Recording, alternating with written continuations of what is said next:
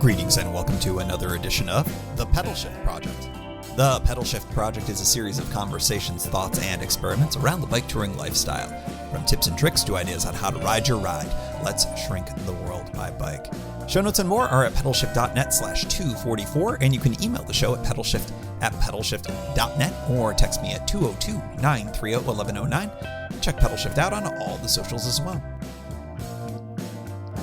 Hello, everybody, and welcome to the 244th, we love the 44s around here, episode of the Pedal Shift Project. My name's Tim Mooney, and I am very excited because, as I said here today, I'm within days of embarking on my big road trip / work / play adventure, which is going to take me for the better part of a month out to the West Coast, which I haven't been to in a very long time. And if you know me, if you've listened to the show at all, you know that I tend to exist a fair amount out there when I can. And it's exciting that this is coming, but so many things to deal with, not the least of which is a topic of this episode. And this episode, we're going to be talking about preventing theft on tour. And I want to start off by giving a hat tip to listener Dimitri for the show idea. If you are interested in me talking about something, especially if I've never talked about it before, email me with that episode idea. It might end up on the show. So thanks, Dimitri. One other thing that I want to mention before I get into the topic is I did do a prior episode on specifically on bicycle locks for tour. That's all the way back at Pedal Shift Project number 066. Back when we had the leading O's. That's how deep of a cut it is. So go check that one out. I will be revisiting a few things that I talked about in that episode, but I talked more specifically about locks in that episode from way back in the day. This is on my mind, as I mentioned, because I'm about ready to roll in the micro camper adventure. I do want to mention for one more time that I'm going to be doing a full review, kind of a little bit of closure on the whole thing, on how the build, how all of the things ended up working out. That's going to be in early July. So shortly after I have completed this monstrosity of driving and existing and living and whatnot. So look for that in early July. All right, let's talk about preventing theft on tour. I break this up in a bunch of different ways. Now, this isn't going to be my kind of outline of my thoughts, but these are the things that I think about when I am concerned about theft and want to not have it when I'm on tour. Number one is we think about bike theft. And that, of course, is just a horrible, horrible thing. I am very happy that I have heard about bike theft on tour very infrequently. There are very few people that I've ever heard of anecdotally that have had their bike stolen while on tour. That said, it happens. And that is catastrophic. I mean, that is, if you've been on a bike tour at all, if it's not your first rodeo, you know that's your home, that's your transportation, that's everything. Your attachment to your bike when you are on tour is stronger than almost anything I can think of. So losing it is something that you want to prevent at all costs. So you want to think about bike theft, whether you're in camp, whether you're at a hotel or other type of roofed public accommodation. Because when you're in a private home, you're someplace else, I think that largely you have more control over things. You can bring the bike inside, so I don't really talk about it too much on this episode. But also from your vehicle, if you are driving to a location or having your bike just going around from day to day. This is something that I'll be talking about a little bit more in the context of my trip that's coming up, because I've had to think about that a lot. Also, the other thing that you need to think about, to a lesser extent, in my opinion, is gear theft. Whether that's theft from in camp or at stops when you're leaving your gear and your bike unattended. Those are the two kind of categories there. So let's talk about bike theft. And with bike theft, it's really all about locks when all is said and done.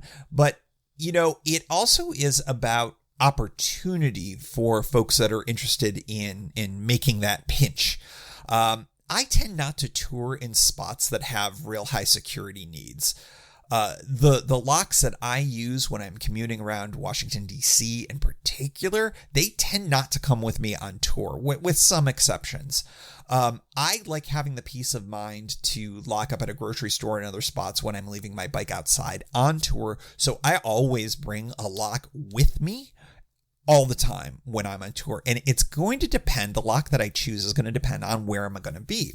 If I'm going to be on the C&O, I'll take a different lock probably than I would when I'm on the West Coast and I know I'm going to do, say, a Portland to San Francisco adventure, when I know I'm going to be in places where bike theft is a higher ticket thing. Some people are good with just bringing cable locks on tour, and I used to be okay with them generally, not like the old school ones that used to ride on your Huffy to school. If you're like a 80s, 90s kid like me, I guess I'm not a 90s kid. I just identify with the 90s more, I suppose. Anyways, point being, they are so easily defeatable that simple tools can cut them or pick them or whatever, that I tend to prefer something a lot more secure. The big thing that you should know, and I covered this in episode 66, all locks can be defeated. Even the most robust of, New York style, Forget About It, I believe is the brand that I use for my really burly locks in DC. The trick is to find the right level of risk management. What is your exposure and what is the right lock for you? Because generally those really burly locks, the ones that you can kind of leave a bike in places for long-term situations, they're really, really heavy and unwieldy. And if you need to bring it, bring it. But for the most part, you want to bring something that's a little less burly on that. In episode 66, I talked about the folding style of locks that were starting to become a thing back then. And now they're a little bit more ubiquitous. You can tend to find them a little bit easier too. I had a brand of lock, or I still have a brand of lock called the in-bike folding lock. And I used that as a touring bike lock for, I think, a couple of years there. I found that there were a couple of downsides to it, and that's why I don't tend to reach for it anymore. First of all, was when I was traveling with it, TSA had no idea what I was when I was going through security. And so I found myself getting delayed an awful lot when it would be in a carry-on bag. And they had no idea what it was. I had to undo it. I had to show them, and I had to demonstrate that it was actually a lock, because it's made of steel, and it could, back in the day when I think TSA was more concerned about these things, perhaps security in the security theater that we had post 9/11, they were concerned that it could be used as a weapon. And it was more hassle than it was worth. So then I would check it. And then sometimes, frankly, the other downside to it is it's just not as, what's the word I want to use? Useful. It isn't as flexible, especially with the Brompton. I found that it was really not helpful for that. So I tend not to reach for it anymore. I used to think that it was a really good thing, but also I think that it is more defeatable than I think folks thought initially. Basically, you could just use the bike to twist it, and it just essentially can pop off, like bad U-locks. So I don't reach for that one anymore. Also in episode 66, I was just talking about a lock that I hadn't gotten yet because it was a Kickstarter at the time, and that is the cinch style lock made by a company called Otto Lock, OTTO Lock, out of Portland. And it was a great upgrade and continues to be a great upgrade over a cable lock. It's no substitute for a U-lock because while it does have steel in it, it could still be defeated by an angle grinder pretty easily. On tour, though, I think it's the great compromise away from a U-lock, which is heavier and more difficult to use at times. And frankly, my exposure when I'm on tour for locking the bike, the auto lock works out really well because I tend to be away from my bike unattended very infrequently and not for a very long period of time. And the way that it works, since it cinches down, you really can't get a tool underneath it very easily. So I think that it's a good lock for defeating the typical type of opportunist bike theft. A real pro is going to be able to get through it in a heartbeat because they're going to carry the types of tools that can get through it. But it's it's certainly better than a cable lock, which is next to useless to a pro. So I would say that this is kind of my favorite touring lock, and I've got a link in the show notes. You can go check them out. Speaking of all of this, and I've mentioned this before, know where you are going to be. I tour on the West Coast frequently of the U.S., and San Francisco and Portland are notorious for bike theft. More so in some ways than D.C., although it's certainly a case in D.C., it's certainly a case in New York and other places that I've been. So for those places, when I know I'm going to be touring and I'm going to be locking my bike up in public places in those cities, I don't fool around with that. I'll bring generally two different types of locks. I'll bring a U-lock, which I think is probably, bang for the buck and for security purposes is probably your best normal bike lock to bring. Heavier, of course, than the auto lock, but not as heavy and as crazy as some of the real high-end locks that I'll use when I'm securing my bike in my hallway in DC, for instance. So I'll bring a U-lock and the auto lock. So two different types of locks, and I will double lock the bike. And there's, all sorts of things where you can secure your wheels, and I won't get into all of that, but that's the kind of stuff that you'll want to do if you're going to be in cities in particular, but any place where you are aware of the fact that bike theft is an issue. Just not always in cities, folks. It can be in other places as well. So that's something if you know you're going to be in a higher theft exposure area.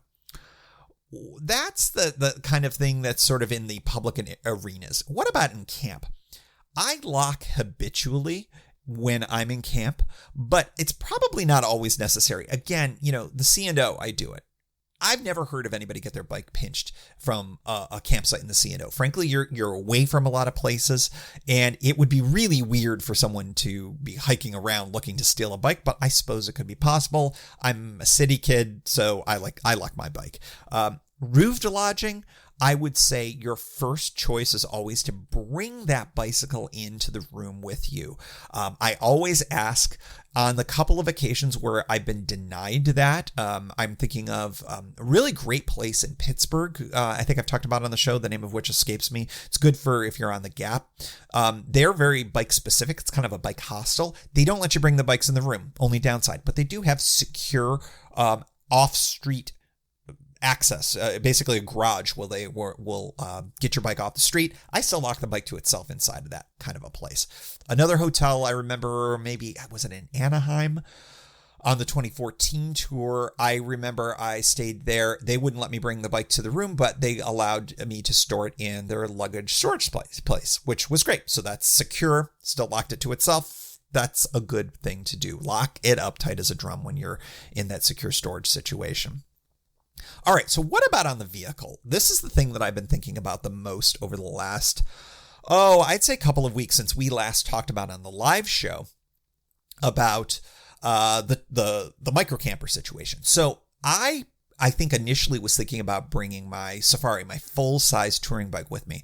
But the more I thought about it, the more I thought that there would be more utility in having the Brompton with me, because I'm going to be in places where I might be doing a little bit of transit and riding as well. And while, yes, of course, a lot of these transit opportunities are going to have bike racks, full-size bike racks for the Safari, I thought, you know what? I think I want to bring the Brompton with me just to have a little bit more mobility, a little bit more utility. I also thought from a security standpoint that it would be good in a place like Portland, where bike theft is a huge big deal, where I might be going to a bar or two or three, to be able to fold it up and have it with me is just a better peace of mind. So I decided to do that.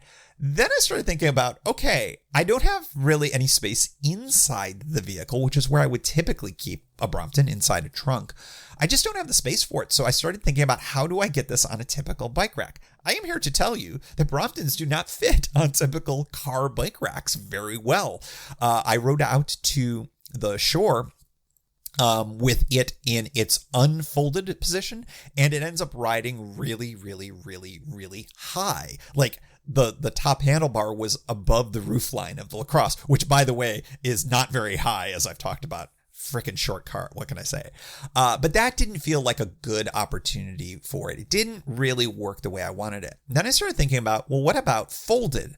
Well, it works. There's a way to do it. It's just not, you just can't put it where it's on both of the for lack of a better way, sticks that hang out. If you use a car bike rack, you know what I'm talking about. And it hangs from 2 pivot points. Well, I can only hold it from 1. And I figured out a way to use a cinching strap to be able to properly and securely get it onto the other one. And that works out really, really well. But you start thinking about, well, how easy is it to pull a folded Brompton off of a bike rack? The answer is pretty freaking easy. In fact, any bike can be taken off of a bike rack very simply. Sure, maybe you can lock the bike to the bike rack, but a smart thief just has to come in with a good sharp knife and cut those straps, and boom, they run off with your bike and the bike rack. And if you don't have that bike secured in a way so it can't be ridden, shit, they just run with it that way. And sometimes they can be able to ride with it. So point being, you need to think about security for your bike when it's on a bike rack. I'm largely not going to be leaving the bike unattended. Indeed, I'm also going to be hanging our dog stroller. Yes, I did say dog stroller. We have a dog stroller. That's a longer story, but trust me, it's a very high utility. Anyways, the dog stroller and the bike are both going to be hanging off of the rear bike rack. I'm going to be around it most of the time. Except when we're sleeping, we're going to be kind of not obvious. And if somebody wanted to try to pinch this stuff at night, I needed to figure out a way, especially with a bike like the Brompton, which is a much higher target, I would think, for it not to be stolen. So I ran into something from Thule, the folks that make, all sorts of bike rack options. And they make essentially a steel cabled leash with a hockey puck at the end of it. And what you can do is you can loop the leash around either the closed portion of a bike rack, which is what they recommend, or what I'm going to do is probably do it around the Brompton itself through the very small triangle that's available there. And that way the Brompton itself is leashed to the inside of the trunk. How do you do that? Well, that hockey puck you put inside the trunk and then you close the leash on that way. And what does that do? It makes it impossible to run off with it. You'd have to cut the steel cabled leash. Is it much better than a cable lock? It's probably a touch better because these are like heavy duty actual steel cables as opposed to like the kind of teeny tiny braided ones that can be cut a little bit more easily. But it's certainly a deterrent from a snatch and grab. So I think that's good. I'm going to do more than that though. I'm also going to lock the Brompton with a U-lock folded shut, so you won't be able to unfold the Brompton. So I'm going to make it that much less usable. It's also going to get locked, hopefully, if I can finagle it, to the rack itself. So we're talking, it's going to be really hard to get this bike off of things. You'd have to cut the leash and the rack and know what you're doing and be able to run off with the thing. The other thing I'm going to do is I'm not going to make it real obvious that it's there in the first place, because I'm going to have the dog stroller. Yes, I have a dog stroller. Because I have the dog stroller as well, I'm going to actually tarp everything as well and strap that all up. So nobody's going to really know what it is. It's going to be this big weird rectangle that's going to be on the rear rack.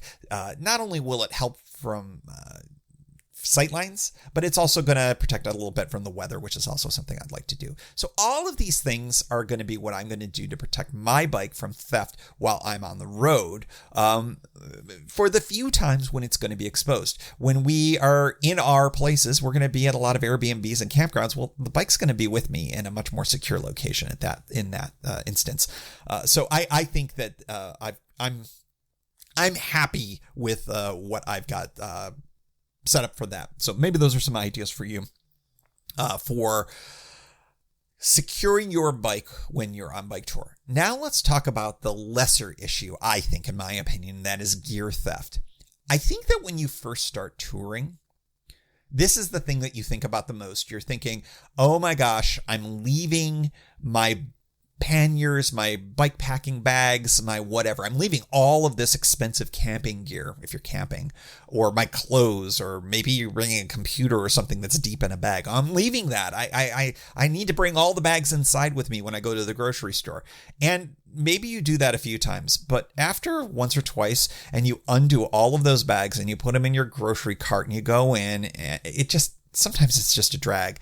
I'm here to tell you that yes, you are exposing your stuff when you go inside to a grocery store, but in my experience, I've never had a problem. I've just never had a problem with that. And so as a result, as I'll talk about in a couple minutes here, I tend to leave my bags hanging there with a couple of exceptions. The only time I've ever had any gear stolen from me on tour, frankly, it was my own fault. I left a battery charging unattended at Sunset Bay State Park in Oregon, and it walked. And no, I'm not bitter about it. I'm super bitter about it. I talk about it all the time, every time I stay there. Anyways, point being, when you charge stuff, that's a real possibility for theft. Now, it's only happened once. Lots of people leave unattended devices and batteries charging. I would never leave a phone or a tablet or a computer unattended charging anywhere, because I think that that's just too much exposure. A battery that's $20 or $30, it's a bummer that it's gone. And yes, you lose all that capacity for electrons when it walks, but way better that your battery walks than your $500 or $1,000 phone walks. That's why if I'm doing any kind of charging in bathrooms or whatever, it's always a battery and never my device. I know it's less efficient to charge my device off of a battery, but it's also a lot safer, especially since I've had something stolen once. Beyond that, as I mentioned, I've grown comfortable leaving my loaded bike locked very well, but with bags hanging on it at grocery stores and things like that. I think one piece to that is I'm lazy. I mean, I just am. And I've been lucky so far. And anecdotally, I've never heard of anybody get their stuff pinched when they are at a grocery store or at a restaurant or a cafe or a coffee shop or whatever. Generally, because you should never underestimate the degree to which people think they're being watched at those places. So I think that that's one. Number two, I think that panniers especially are weird looking bags. And when they're dirty and it looks like you've been someplace, people aren't exactly stoked to reach into bags full of sweaty, crazy stuff. I think that's another element to it all. But the third thing is, although camping gear may be hard to replace when you're on the road, it's a lot. It's not irreplaceable. A lot of the stuff that I leave, clothes and food and stoves, I mean, a lot of that is replaceable. It's not super necessary. I'm at a grocery store usually, for crying out loud, so I can replace stuff. I don't want this stuff to be stolen, but I've never had this be a problem. What do I do? What do I always bring with me when I'm leaving my bike and my bags unattended? Always my phone. The phone is the most important thing. It's communication, it's entertainment, it's also potentially the most expensive device that you've got on you. Always bring the phone with you. Always make sure that you bring a charger with you as well if you don't think that you could replace it somewhere else. That's one thing that I found to be a thing when on the Katy Trail, for instance. Remember when I left behind, well, let's just put it this way. My bag was not all parts of my bike were put back on my bike after they were removed. We'll just leave it at that. Anyways, it contained a charger, and that was a bummer for me at the time. So, carrying some way to charge the device is an important thing. But also, your wallet, of course, your credit cards, your computer, if you have it. I sometimes if I'm carrying a small laptop like that MacBook Air that I tend to bring on tour, it's an older computer. If I lost it, it wouldn't be the end of the world, but it's still got value to me. If I'm bringing it on tour, I'm bringing it for a reason, to work or to do work on the podcast or something like that. I'll usually carry a very lightweight shoulder bag, almost like a computer bag, but kind of like more of a messenger bag that comes with me. It folds up to nothing, but then I'll throw all that kind of stuff in, and that's what I carry in with me into the grocery store. When I used to ride with handlebar bags, the handlebar bag would come in with me.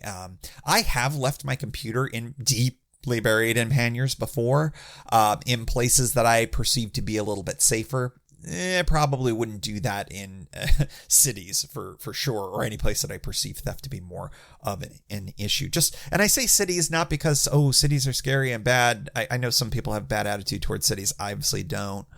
But I think there's just more people and there's just more exposure. When you have more people and more exposure, it can be a thing. But I will say that I have gone through some small towns where, drugs are an issue and folks theft is much or more of an issue than in cities. So I just throw that out there. You're not safe just because you're in more rural locations.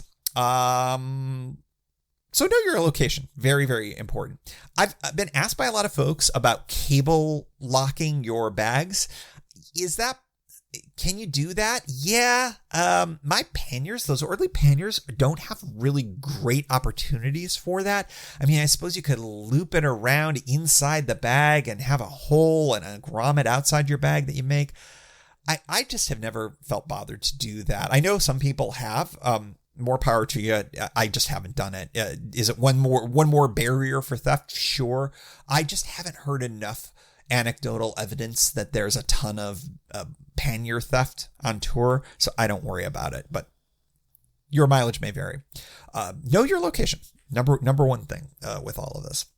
When you're at camp and when you're at hotels, as far as gear theft goes, I think when you're in places like hostels where maybe you're going to be in a bunkhouse, that's going to be something. Perhaps they provide locked storage for you. I would recommend you use that.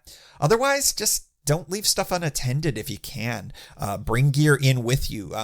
That's why I tend not to do hostels very often. I tend to spend a little bit more money and do hotels or Airbnbs, and then the gear just comes in with me, and then I don't have to think about it. Is that always needed? No, but I would say it's certainly peace of mind, and it's certainly what I do. So gear theft to me is less of an issue than for other folks. That's just sort of my mindset. If you've got thoughts on preventing your gear being stolen or other ideas for locking strategy when you're on tour, I'd love to hear about it. Definitely can do a follow-up episode on it. But those are my basic thoughts on preventing theft on tour. I think it's a lot of common sense.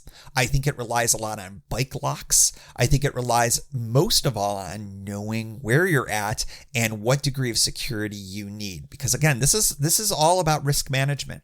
You can rock a simple cable lock and probably be okay in a lot of places, but is that better than some of the other the other types of higher end locks that I've talked about?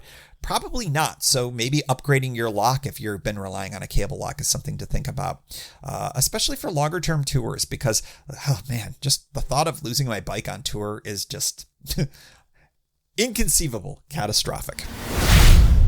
And as always, we like to close out the show with a special shout out to the Pedal Shift Society. Because of support from listeners like you, Pedal Shift is a weekly bicycle touring podcast with a global community, expanding into live shows and covering new tours. If you like what you hear, you can support the show for $5, $2, or even $1 a month. And there's one-shot and annual options. If you're not into the small monthly thing, check it all out at pedalshift.net/society. On to the society. Kimberly Wilson, Caleb Jenkinson, Cameron Lien, Andrew MacGregor, Michael Hart, Keith Nagel, Brock Dittus, Thomas Skadow, Marco Lowe, Terrance Manson, Harry Telgadas, Chris Barron, Mark Van Raam, Brad Hipwell, Mr. T, Nathan Poulton, Stephen Dickerson, Vince LoGreco, Cody Floerchinger, Tom Benenati, Greg Braithwaite, Sandy Pizzio, Jeff Muster, Seth Pollack, Joseph Quinn, Byron Paterson, Joachim Robert, Ray Jackson, Jeff Fry, Kenny Mikey, Lisa Hart, John Denkler, Steve Henkel, Miguel Quinones,